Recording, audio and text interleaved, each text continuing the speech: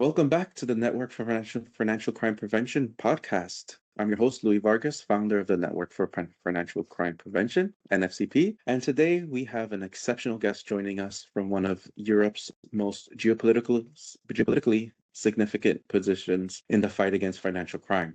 Pekka Vasara is the head of the Anti-Money Laundering Division at Finland's Financial Supervisory Authority, or FinFSA. But before taking on that role in 2019, Pekka spent 2 decades at Finland's National Bureau of Investigation, primarily working in the Financial Investigations Unit, where he eventually served as its head. He's a member of Finland's FATF team and sits on authorities' coordination groups for preventing money laundering and terrorist financing, and brings a unique law enforcement perspective to financial supervision. What makes this conversation particularly timely is Finland's position, sharing a 1,340-kilometer border with Russia, the longest of any EU member state. In the wake of the Ukraine war, Finland's approach to sanctions enforcement and counter-evasions has never been more critical. And with Finland's recent NATO membership, the stakes have gotten higher. So Pekka, welcome again to the podcast. Thank you, Louis, and really appreciate your calling me here.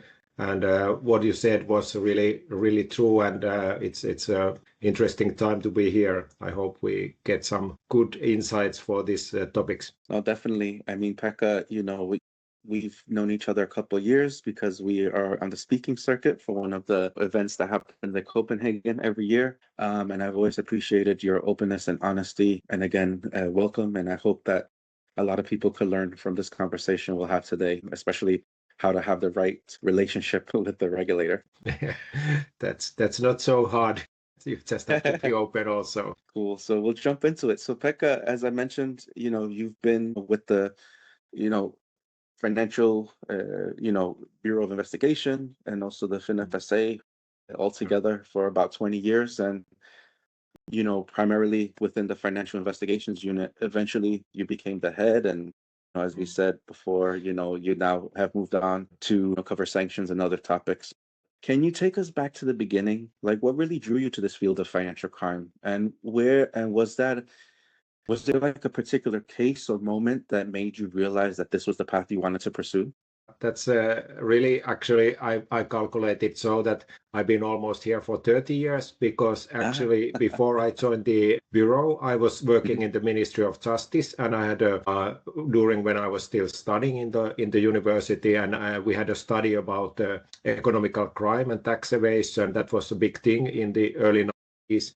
And we published, I believe it was 95, actually, the kind of study about how the tax authorities and police and other authorities were striking against the gray economy and labor work that was not paying taxes and so on. So I believe that started it. And then I kind of made my thesis, the final thesis, about general prevention of the criminal law, and realized that it's not the severe punishment, but it's a kind of a risk that you get caught. And so when the National Bureau started its Financial Intelligence Unit, FIU, I applied and was then having the civil post there as an analyst or operational analyst. I do have some background of the analysis work 25 years to 27 years ago. Wow, thanks for sharing. So you kind of was a founding member of the FIU. Something like that. And so, I mean, just to kind of clarify, it was basically, as part of your studies, you kind of weaved your way into this community. But what's kind of made you stay all these years? What kind of anchored you in this type of work? That's a good question too. I mean, at the time, and luckily we didn't have so much of organized crime, and major income for the money laundering was coming from the economical crime. But I always thought that it is, for me at least, it's my really fight against the crime and fight against the evil. So to say that even then the organized crime and narcotics and stuff like that, I never been in a way that if you are like small income person, you get 1,000 euro aside, that's the thing that is most worrisome. But I think that those really operational organized crime groups, and then if you are working with the financial side and you have these companies which always slid aside of paying taxes, paying their debts and so on, they get ahead on the game and they are using unfair ways to gain that money. So that's at least for me one of the driving forces. And then when you go up on the system and then the terrorist financing came after 9/11, and we saw that this is also an area which hadn't been so much recognized in Finland and in the Nordics at least. Luckily we didn't have that problem at the time, but then it came. So I mean that it's always so that I will willing to have my own set of what I can do for fighting against criminality and for the, I would say, even better society, if you want to say it like this. No, thank you for sharing. And I mean, that's exactly what happened to me. I fell into this work by mistake. Yeah. So not as calculated as you have, but that's what's has kept me here so long, is that having that kind of greater calling and being able to help out society in a different way. So yeah, we have that synergy. All right, moving on. So, as a member of the Finnish FATF team and various cross-border coordination groups, you're deeply involved in international cooperation. How would you characterize the communication and collaboration between Nordic countries and your broader EU counterparts on AML and sanctions matters? Yeah, that's a good question also, especially coming from the police force, where we had the EU, Europol, and then also Interpol and all these international mechanisms for sharing information, and also for Europol and then for the FIUs, the FIU net.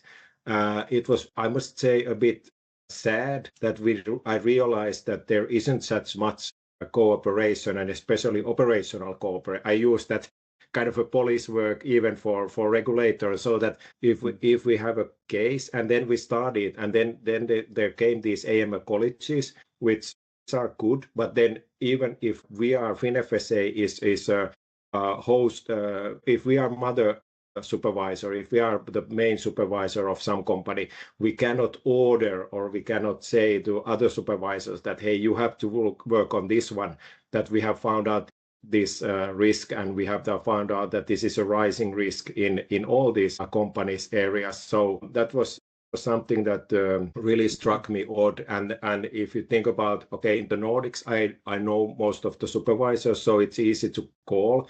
But if I have to go for outside of EU especially, it can take really long time to reach even the right authority. And then you have the GDPR problems, etc. So I really feel that we have to work a lot in AMLA and in the coming years, so that we are able to really create that kind of common understanding of what type of questions and dissemination of information we can pull out. For example, in the EBA AML subgroup that is now ended because AMLA has taken care of those ones. We always heard about some new cases and new interesting phenomena, but we didn't have that kind of a platform where we could collect that information and analyze it.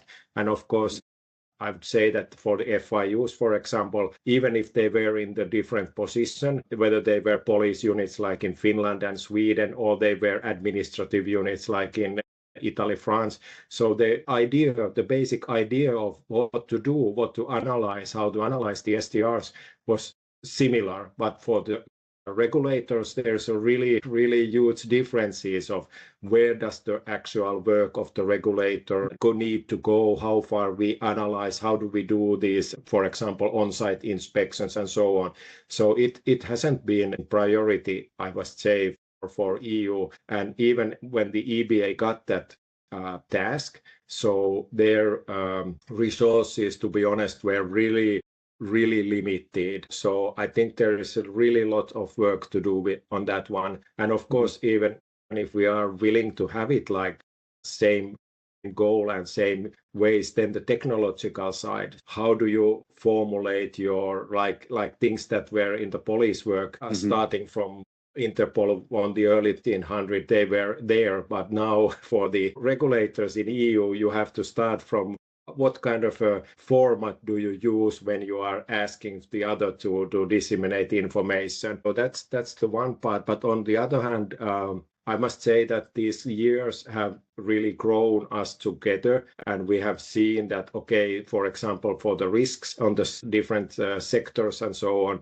it's not so different. But to be able to really make that activity to work, I feel that AMLA was a good initiative, and I hope there will be steering for really effective cooperation. Yeah, I mean, I'm not surprised to hear that answer because, it's tough to communicate even sometimes within one company. So imagine different countries. But yeah, I'm really hoping that AMLA really comes through in the way you said to help with that kind of collaboration and communication. And hopefully they could create this standard approach where then it's easier to cross share. And maybe even the EU courts could step in and help a bit on the GDPR side, because I think that's a real kind of, crux in the situation, because in order to really openly share these details and typologies, there is information you have to share, and now where you have to be extra careful of how much information you share and this and that, it just slows the process down completely. Or I could imagine then people don't even want to share. So hopefully that could be massaged in a way that it makes it easier to kind of have a better kind of transparent approach, so then we can really get on the same page as different jurisdictions. If I just take one example, is that FinFSA has always published, if we give penalties, financial penalties to obliged entities, we have always published those penalties, and we have also published the name of the company. And then I was surprised to hear that there are supervisors that don't even publish the penalties. Okay, and then those that are publishing, some of them leave out the name of the company. Okay, I don't think it's so important, really super important to publish the name of the company if that will be like for general information that this is the information. But if you don't publish the penalty, how do you expect the others to learn from those ones? So that's why I'm also so happy that we are now publishing our summaries of our inspections, because then you really can learn even already from the inspections, since the sanctions, or the penalties, I don't think they are the only way to really direct the way the obliged entities are working. So that's one example. So how different the ideas between the regulators have been, and now the AML package and the regulation and AMLA work hopefully will get that one. I must say that, okay, I'm now in my mid-50s, so probably, hopefully, I will see before I get to the pension that how far we are able to get, because when I went to the NBI and the National Bureau, the Europol was still very new. It was like 10 years or so, and their mission was to expand that data exchange, and it took over 10 years to be really working well. I've come to a conclusion that I don't expect such a very sudden moves or sudden changes, but to start that work is important, I feel. Definitely, you got to start somewhere, right? So that's definitely the right direction.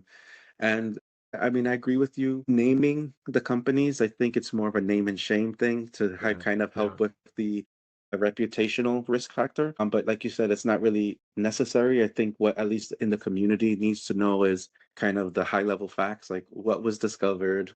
And then, of course, the penalty, because then people have a sense of, okay, this was noticed, this was stopped, instead of nothing. And it's funny because one of our regular contributors to our monthly sanctions update, Mark Hanley, from Dwayne Morris, he has a blog where he tracks all the enforcement actions. And we were having a chat the other day, and he just said, like, some countries, you have to dig into their website to find stuff, because they don't, I mean, it's not that they'll make it public, but they don't have like a news bulletin or anything like that. And he's like, that doesn't make sense. It's better for the community to know. So I think your point there's also very well taken that, the other jurisdictions need to be as forthcoming as you say the FinFSA has started to do, because then in that way there's more transparency and we could see that there's issues in different places that maybe we need to start digging into. Yeah, and I just have to say about, if you think about the pyramid, the very, very high top is the sanctions, and then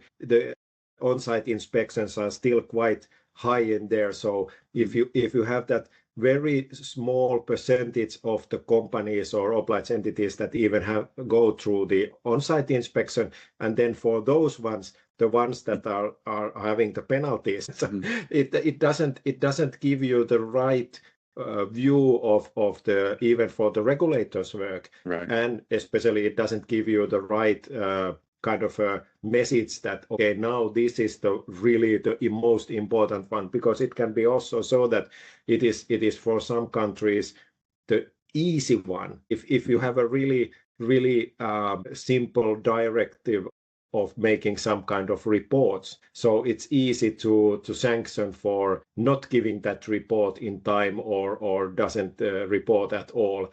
But is it really that important? Does it really show that there is the highest risk of obliged entities or work or so? So that's why I can say this, but it's my personal view. I must say that I sometimes wonder a bit the FATF methodology, because they tend to have a lot of weight for how many sanctions the regulator has given out.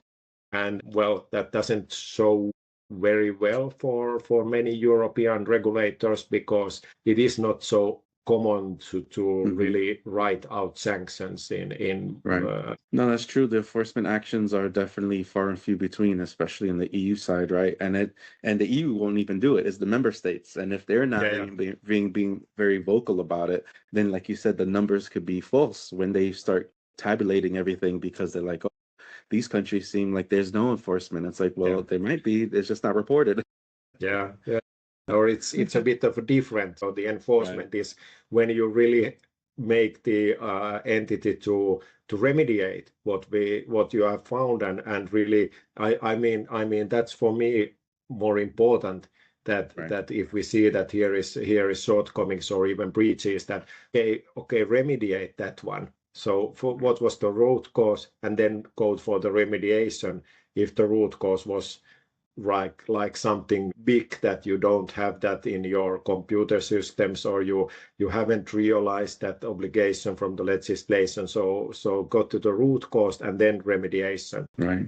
No, definitely. I mean, the idea is to change the action. So remediation is key. And like you said, highlighting that will be great to really see, especially the progress on that.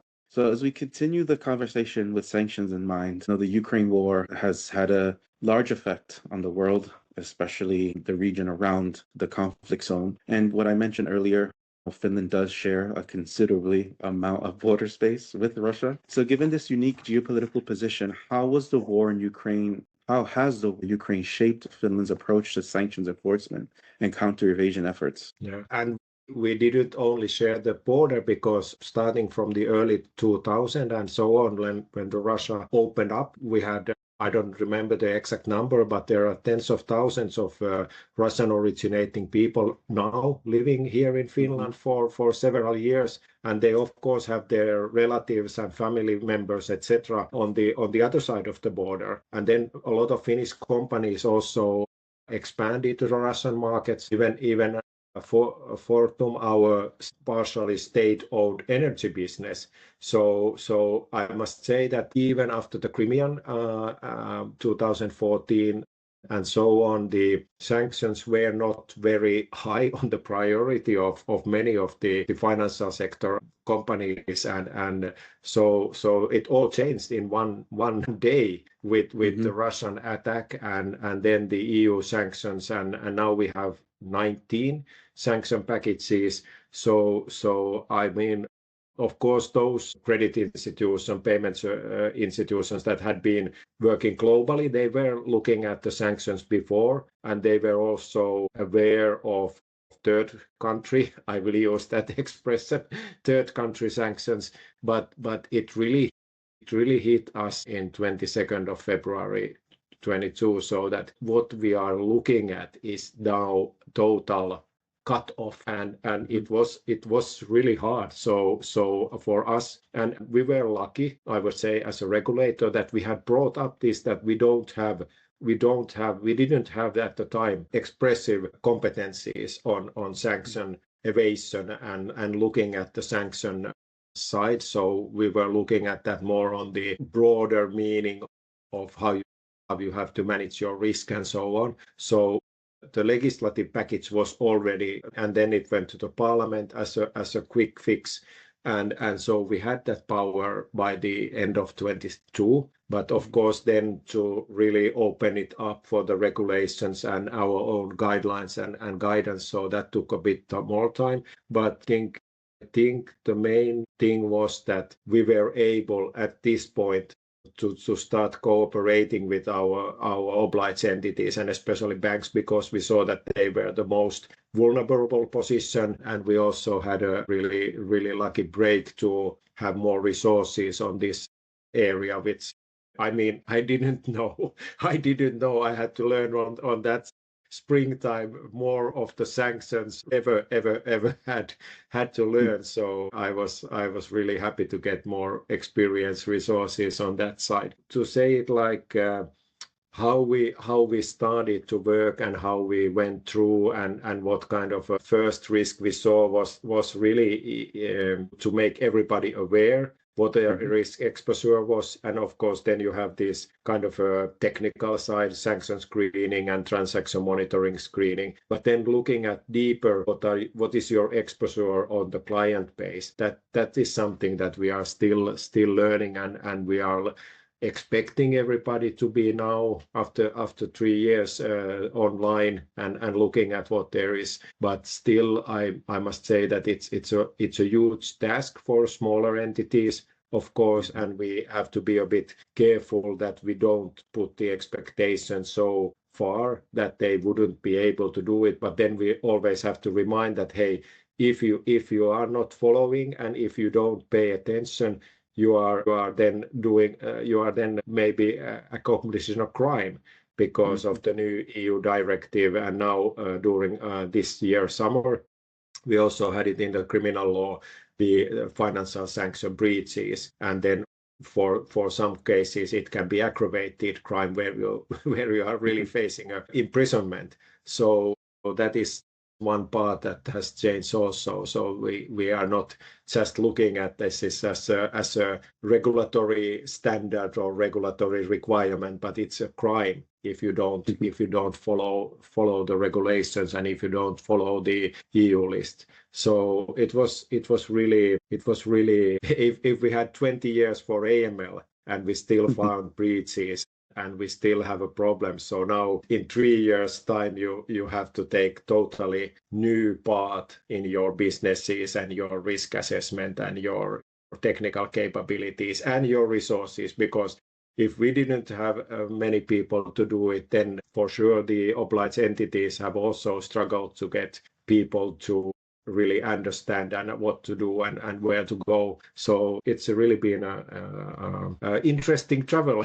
to say the least. Yeah, and I agree with you 100%. I feel like before this summer, where sanctions became a predicate offense, it was always, well, like AML gets more attention because it's a crime. But now that sanctions is part of that, it's getting more, I think, traction as far as, you have to try to avoid evasion at all times. And and now you're also, a lot of these executives could be held personally liable if their programs fail. And we finally saw a bit of that with Swedbank in Sweden, where the CEO had to face jail time because of problems with the program.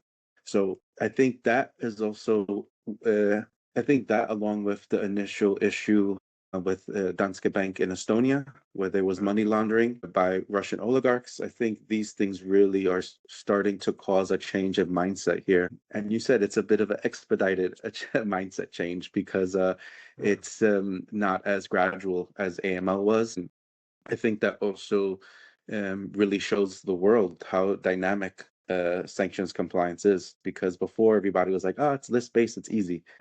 And now it's really come to you could see, especially with this conflict within the Ukraine, it's not straightforward. It's not easy. The list-based stuff, that's the kind of entry into sanctions compliance, but there's a lot of gray in the middle.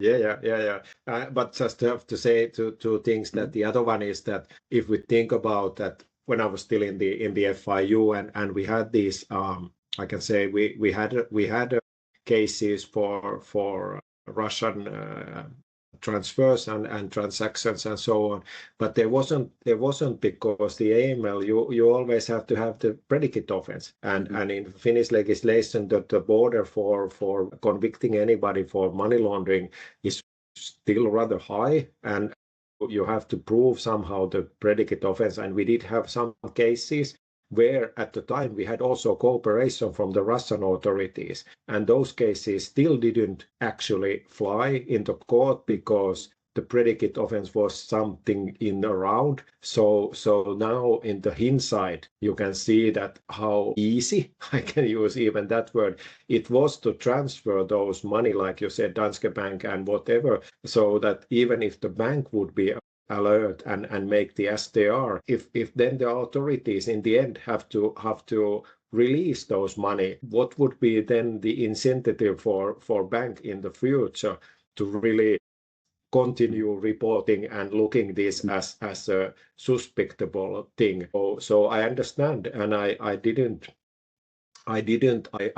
say it like this, that I didn't at the time feel that we had such big threat. And then we had the FATF evaluation in 2018 and 19 in Finland, and they raised the question that, hey, you are looking at the really long border with Russia, and there's problem and so on. So corruption mainly and so on. So what is the FIU's work at the time? And I said that, okay, we have been investigating and so on.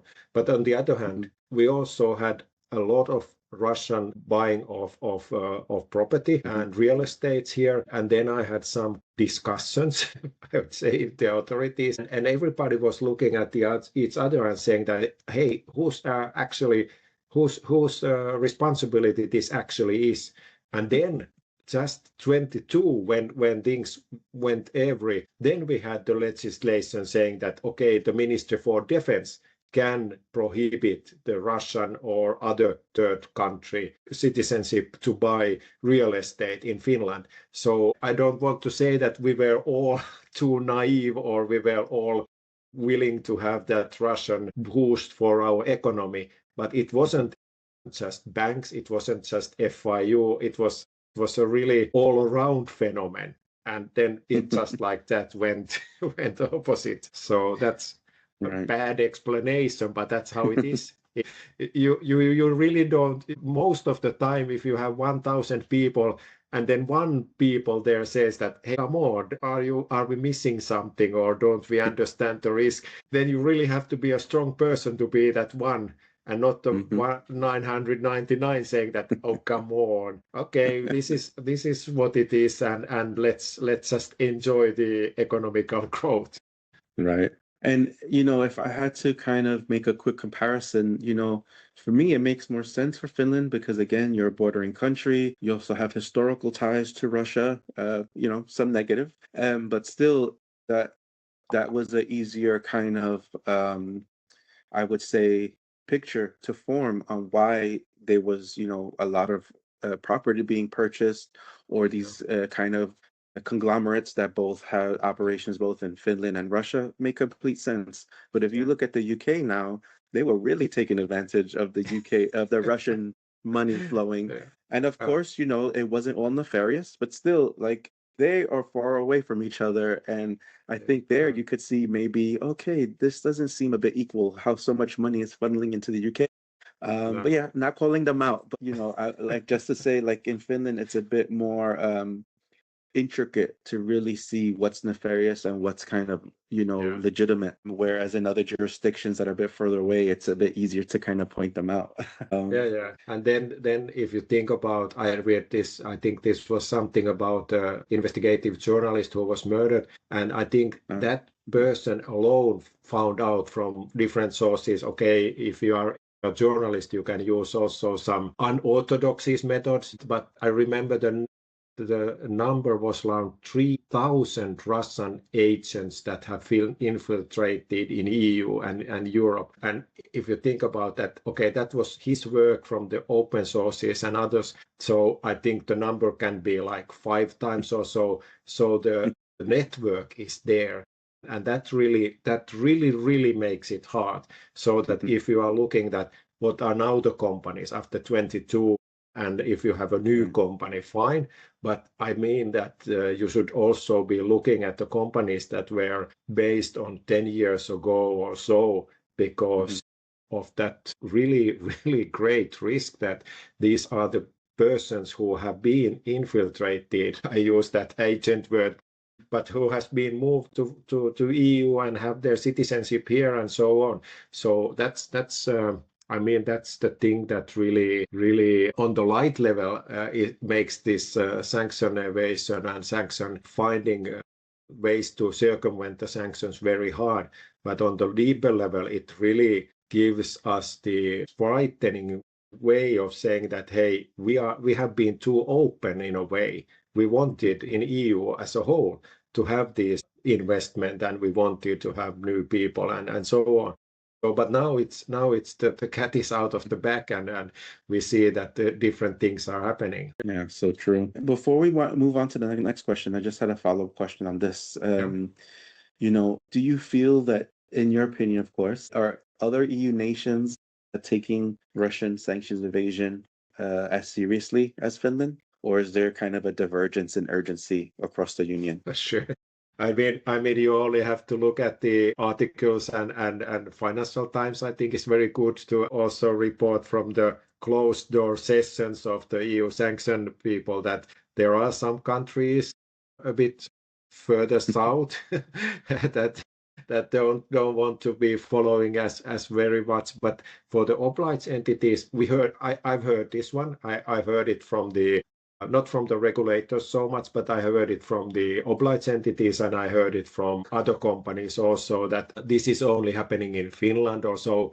I mean, I must say that the Baltic countries, they are at least as severe, and I would say also from the regulator side much more stricter than what we have been. So not only Finland, but then if you go for other countries and then look at how their opinion or how they have put the firewalls and so on. So in a way, there is a lot of differences, and the problem also for me, not only the number of the EU sanction packages, but there is the question and answer, and then the Commission interpretation is changing a lot in some questions, and then we don't have, like we started that where we wanted to have the common line and common understanding from the AML matters that might be now forming up, but for the sanctions it's still. And then of course I have to say that not all the financial regulators are even in all the countries competent authorities. So you have those financial regulators who are just kind of following orders from Ministry for Foreign Affairs or Central Bank or some other authority that is then perhaps not so knowledgeable about how the financial institution work looks like. So that makes it understandable, but the general line is also, I could say, it seems that it is very a lot in some cases, but the Finnish companies, in my mind, are vigilant, and they want to be. But then there are these maybe some areas where they don't see the risk as we. Thank you for that. And as you see a lot of things in your line of work, especially as the head of the AML division at the FinFSA, you're responsible for supervising Finland's entire financial sector on money laundering, terrorist financing risks, etc. What topics or emerging threats keep you up at night? Is it particular typologies or a gap in the regulatory framework, resource restraints, or something entirely different? As we started, that I said that I've been here for like 30 years, I must say that I couldn't sleep if I would be thinking about all the time this. I do sleep badly sometimes, but I must say that it's also interesting to be now for the FATF evaluation, and the new methodology says that we are on the same page with the financial institutions.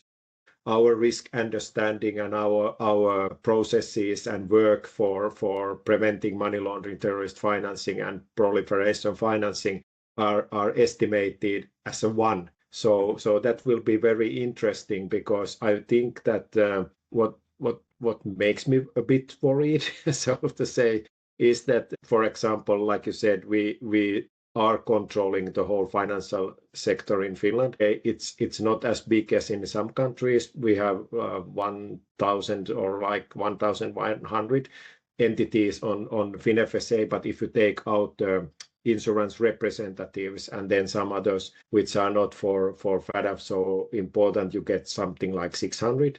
And for those ones, I can say that 100, 150 are the ones that we really are looking at quite often and so on. But then you get some parts that maybe haven't been in our attention for at all, or they are answering our annual questionnaire, but we don't have the resources to go look each and every one of them. Of course, there is a possibility that in some of them, there are things that we don't know.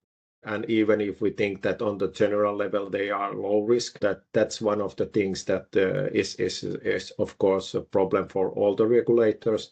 Then the other one is the new technical changes, so that we have the crypto asset service providers, and we are looking at then their capability plus sanctions plus then very hard to follow crypto assets, asset chain, blockchain analysis capabilities. So if you put all these together, then you can have the high risk plus.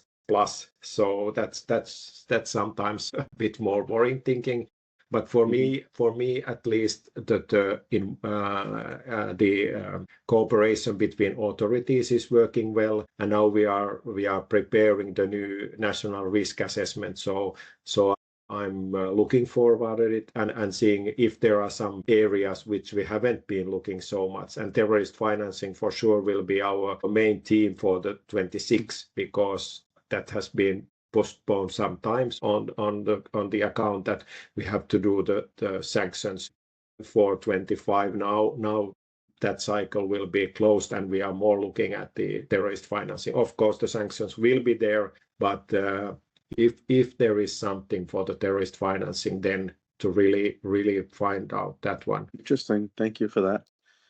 And changing gears a bit, can you share details on any enforcement actions, inspections, or supervisory findings, either specific cases or general trends that would be instructive to our audience? And then what are the common deficiencies that you're seeing in supervised entities and lessons learned that compliance professionals can take away? Sure, and that's I think that's the one reason I'm here also, that we can share. I will stick to the sanctions because there is also things that we have done on the AML, and you can read the summaries from our website, but I will stay on the sanctions. First of all, we have done 2 inspections for the sanctions. I can say the name of the companies because they are also on the summary. So it's S-Bank, which is kind of a savings bank for a very large number of private customers, because it's also operating with the side of the big supermarketing chain, and so they have over 1 million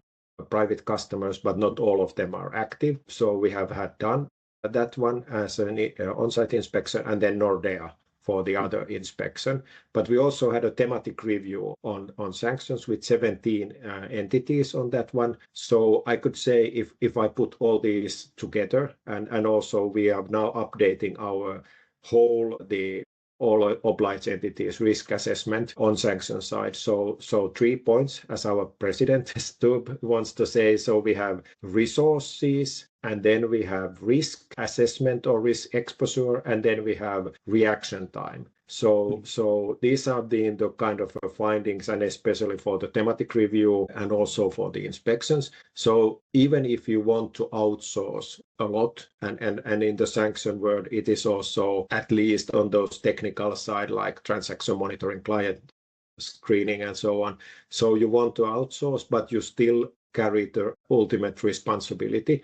So if you outsource too much and you don't have the own resources to look at what is the outsourced activity actually doing, the validation, and looking at, for example, for transaction screening, that if those hits and results are also looking online of your customer database, then you are in trouble. So that is one of the things that, and like I said also, that to find experienced personnel for the sanction side is a problem. But if you are a credit institution and you have international customers and you have a lot of customer base, or you are payment institution, you have to have that resource. So then I take first the risk assessment. That is also important, so that we have been using the word risk exposure, and that is also coming from the EBA guidelines, that you don't have to do as thorough work for sanctions risk as for AML.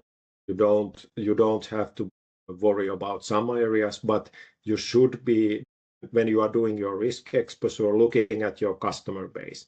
And it can happen so that your customer, which is in a low risk as for AML, is high risk for sanctions and sanction evasion, because if it's just an example, if you have a company that has been producing valves for 30 years and it's small, medium-sized company, and it does have international contacts, but the international contacts are mainly same and suppliers are the same. So then the money laundering risk can be very low indeed. But then if you think about the proliferation, and you think about the long list of dual use goods for Russia, and we have seen this happening, and by the reporters, they have found out that the Finnish sold out customers had been used for the Russian war machine. So that means that you should be wary of the different exposure of your customer base on the sanction side. So at least that one to be looking at. And then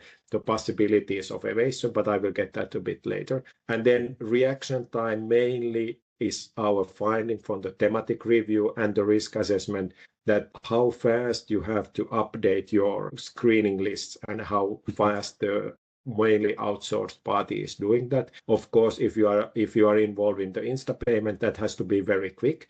But if you are doing such business area that your clients cannot move, like for funds, it can take time, and you are not open fund all the time, so then you don't have to do it immediately. But the reaction time for many of our obliged entities was, in our mind, too slow. And we will get back to that one, because that was also, we had a seminar and we raised this one and we had a lot of questions. So we will come back in kind of a interpretatory note, I believe, hopefully during this year. And then if we go in the inspections, I would say that for ESPAN, that was mainly basic things that we were looking at, how the transaction monitoring was happening, resources for compliance, and then also the education for the personnel. And the findings were not very good. So we found out shortcomings. And I think that is also important lesson for many, so that even if you have a specialized personnel on the compliance second line, they cannot be looking at all the customer relationships. So you have to have this education and training for everybody to at least understand the basics, and mainly to also find out in the cases where there is a sanction evasion possibility or the customer changes. It can be involved in the AML training, because the symptoms or the indicators can be quite similar. But of course, you have to remind that one that can also be for the sanction evasion. So that was that. For Nordea, I must say that because of course, it's one of our biggest institutions, and we have the ongoing supervision, and we had been through the kind of a first layer about the monitoring and the procedures and everything on that one. So we knew that we didn't have to do the inspection on that side, but we wanted to dig deeper and look at the really risk cases of the small and medium-sized businesses, which could then turn out to be, like my example, that even not knowingly or then kind of taking the risk because they want to have, if you have been doing the business on Russian side, 80% or 70% of your income is coming from the Russian counterparty, and then suddenly it's cut. Right. And then somebody calls you and says that, hey, you want to do businesses? We have a client in, say, Kazakhstan or Moldova or wherever. And then maybe that company thinks about, sounds maybe interesting, or there might be something, but you don't want to get bankrupt, you want to continue. So does Nordea system knowledge and alert on this kind of changes? And we took a large sample. I don't think I can say the exact number, but it was over 1,000. Over. We had that kind of a sample collection that we wanted to see those companies that in our mind could be in a risk of sanction evasion, or there might be something happening that at least should be alerting for the bank. And of those ones we collected then smaller sample of the material. We've selected smaller sample that was, I can say, around less than 100, but around that one. And then of those, we really went through the beneficial ownership and the governing bodies, management bodies, and members of the management bodies. And for us, the really significant finding was that the bank had a problem of updating that information. So we had a lot of cases where there was outdated, several years even, outdated information. And we thought that this was very significant finding, because even if your client screening system is working 100%, you cannot screen the names if you don't have them in your system. So if you don't make this kind of updates, and we were not saying that, okay, you can have the cycle updates, but if you have some changes in the BO information, or if you have some changes for the management information, of course you should then at least look at is your own data up to date. And that was really for us one of the most significant findings. And then we also found out that if you are looking at the dual goods and those things that could raise that company's risk in sanction risk exposure, so that system was not, process was not for us sufficient enough, because you have such a large number of customers, you have to have the processes. And I also said that for me, even if the sample was taken from one sample and then you have the specific sample, so of course it is hard to say that how common this is. But right.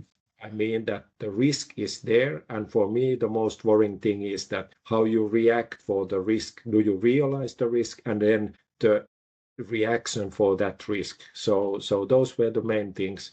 We did have some, I would say, detailed cases there, which were only to show how we were able to find out that risk exposure. And to be honest, and to be frank, our job is not, I don't think our job is to find out breaches, and we didn't find breaches of sanction. And our job is to find out there is a risk, there is an elevated risk, and then show that to the obliged entity. And I think that was happening there. Super interesting, especially like you said, there are two different entities that you had reviewed, and they have two separate issues. Being able to kind of contextualize those reviews and really kind of, as you also pointed out, seeing them for the type of organization they are, and not trying to be overbearing, but kind of saying, okay, you should have this type of maturity at this stage So, we want to see more of that and not just, treating the smaller bank like a Nordea because, they're Yeah. different beasts. So it's interesting that you have Yeah, that and different if you don't approach. have so much of international transactions and you don't have customers that have international transactions, then the first line, I use this kind of a first line to screening and education and competencies for making the exposure is vital, because then Mhm. you cannot go directly on the second level. But this is the area we are continuing, and I can say that for me at least, and coming from the police, this kind of a sample testing is much more interesting than looking at the procedures, and because the second line that the compliance can write perfect procedures, but that's true. And then when you go in the really there where the work is done, and you start to look at how everything is written in the IT systems and how different IT systems operate, and this is of course for us a learning curve. Also, we have done this in other companies also with even larger samples, and then finding out from those samples that where the shortcomings are. And I'm really looking forward us in the FinFSA to be able to use AI for that one, to be able to, in at least with bigger samples and shorter time period, to find out these kind of discrepancies. But when you go then into the really detailed work, then you cannot have 1,000 sample. It's not humanly possible at this time. So Right. you narrow down, and our main basic samples are like in general 50 to from 50 to 100, maybe 150, depending on how many things we are looking at.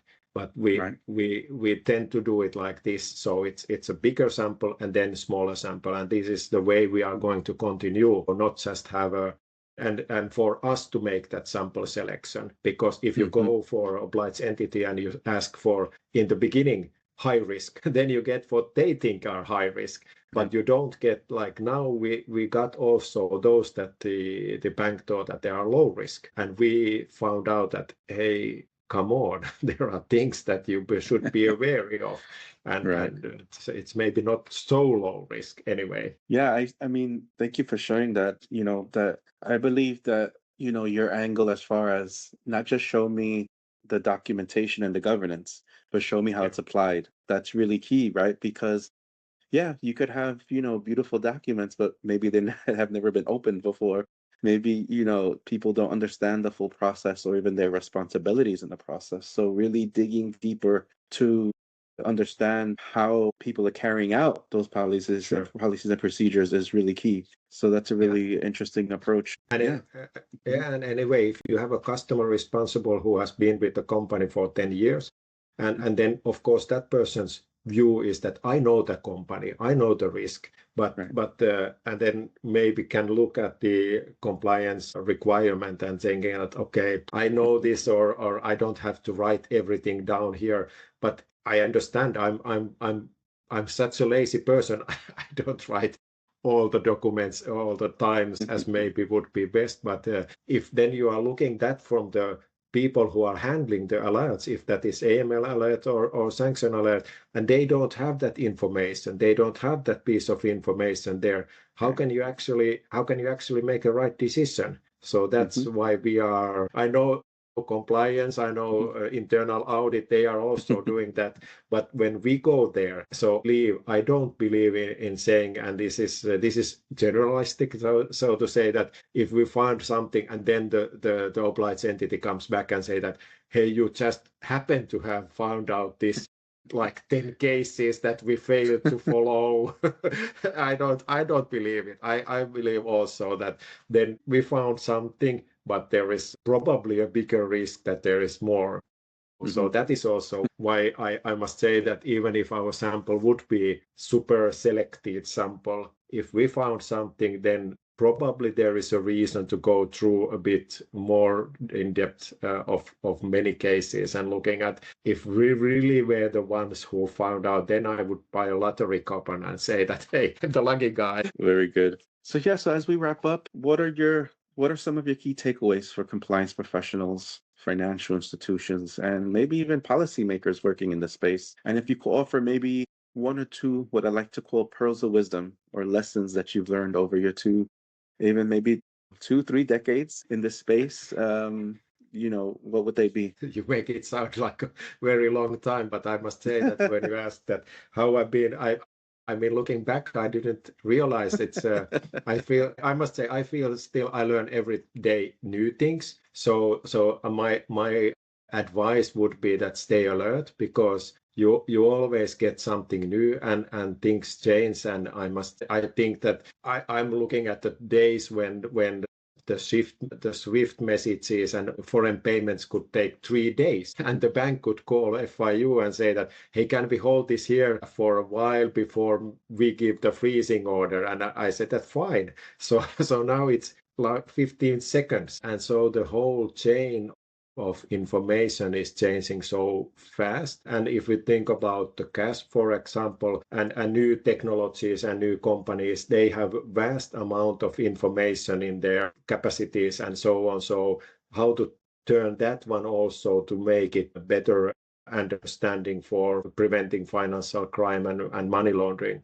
But I really want to emphasize that we are on the same side. We as regulators, authorities, and obliged entities, banks, funds, payment service providers, we are on the same side. So we are all here to prevent financial crime. So let's have that kind of an open dialogue. And if I think if we find something, it's mainly our responsibility to show that for others that pay attention, and this is the risk you are facing. So we can then discuss. I've also said that I don't expect anyone to make 100% prevention, because that's not human, that's not possible.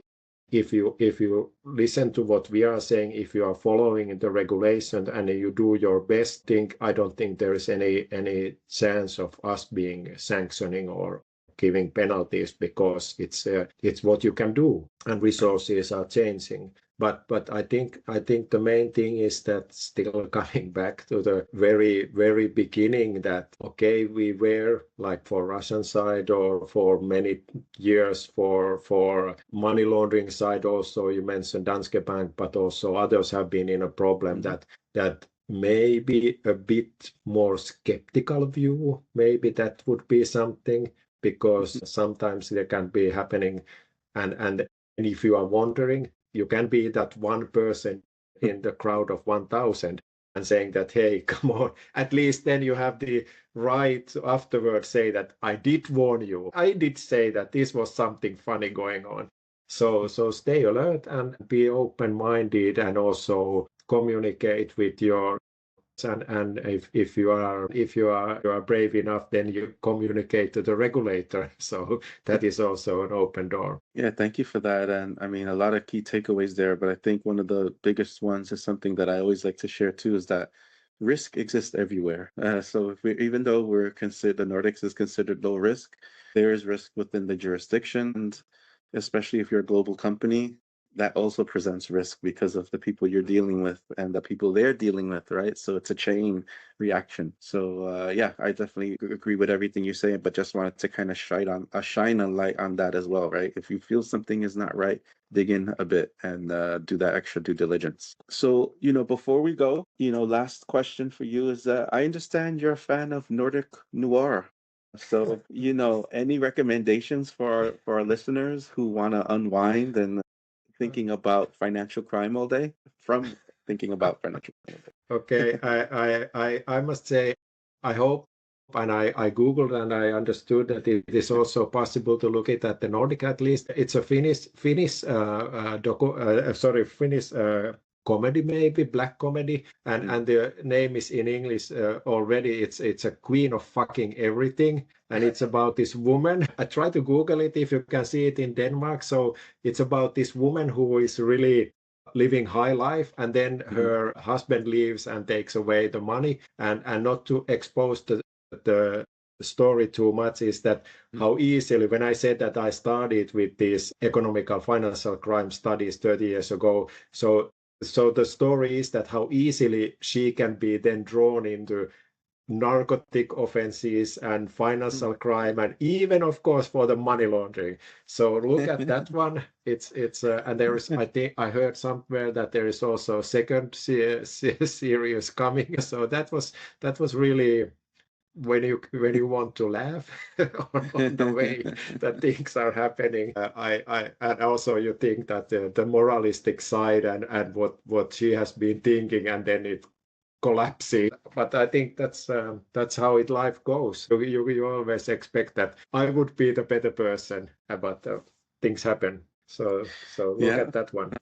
no problem. Thank you very much for that. And yes, so you're finally off the hot seat. So Pekka, this has been an incredibly insightful conversation.